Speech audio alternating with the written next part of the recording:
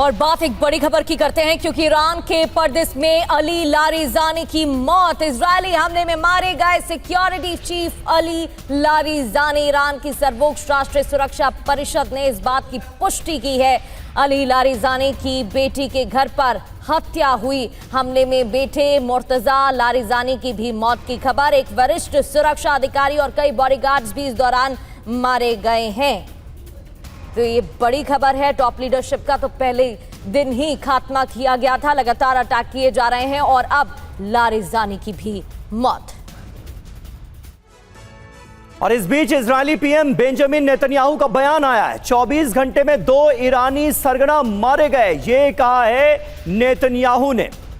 तो देखिए, Ali Larijani के मारे जाने के बाद ये पहला बयान इजरायली पीएम बेंजामिन नेतन्याहू का, जिसमें 24 घंटे में 2 ईरानी सरगना मारे गए, ये वो कहते नजर आ रहे हैं। क्योंकि बासिज फोर्स के जो कमांडर सुलेमानी थे, उनकी भी जान गई है ताजा स्ट्राइक में। और इसी का जिक्र करते हुए यह कहा जा रहा है कि 24 घंटे में 2 ईरानी सरगना मारे गए पीएम नेतन्याहू की तरफ से।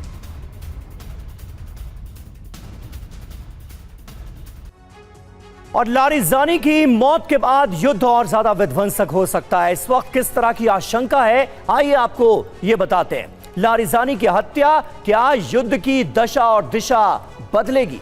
पहली आशंका जो है वो ये है कि ईरान का मिसाइलों से अमेरिकी ठिकानों पर हमला होगा और हमले और ज्यादा बढ़ेंगे। हमले तो हो ही रहे हैं। दूसरी आशंका, इजराइल पर ईरान के घातक हमले बहुत तेज हो जाएंगे।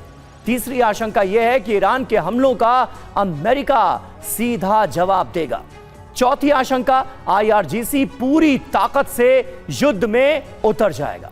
पांचवी आशंका, युद्ध में सऊदी अरब, UAE समेत नेटो की भी भागीदारी आने वाले वक्त में मुमकिन है। छठी आशंका, मध्य पूर्व फुल वॉर जोन में तब्दील हो सकता है। सातवीं आशंका, हॉर्मुज संकट से गहरा वैश्विक आर्थिक संकट सामने आ सकता है। ईरान युद्ध को बड़े स्तर पर ले जा सकता है, यह संकट, इसकी आशंका भी सीधे तौर पर नजर आ रही है। हमारे साथ इस वक्त 2 खास मेहमान स्टूडियो में हमें ज्वाइन कर रहे हैं।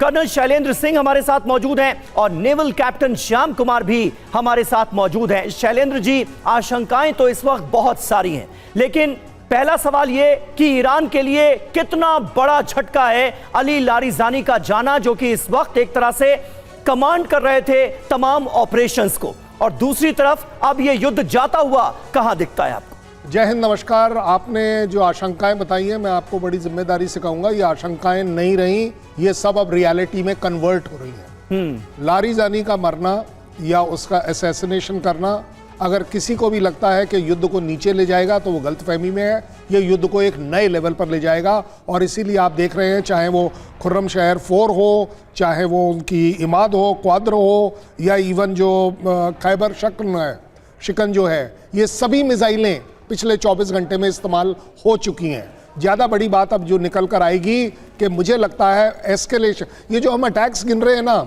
अब अटैक्स गिनने की ज़रूरत नहीं है। बढ़ेंगे, कम होंगे, कम तो खैर होंगे ही नहीं, ये सिर्फ बढ़ेंगे। अब जो देखना है वो है सिर्फ 3 चीज़ें जो एस्केलेशन को बढ़ा सकती हैं या रुकवा सकती हैं। पहला जो चीज़ रुकवा सकती है वो है बातचीत।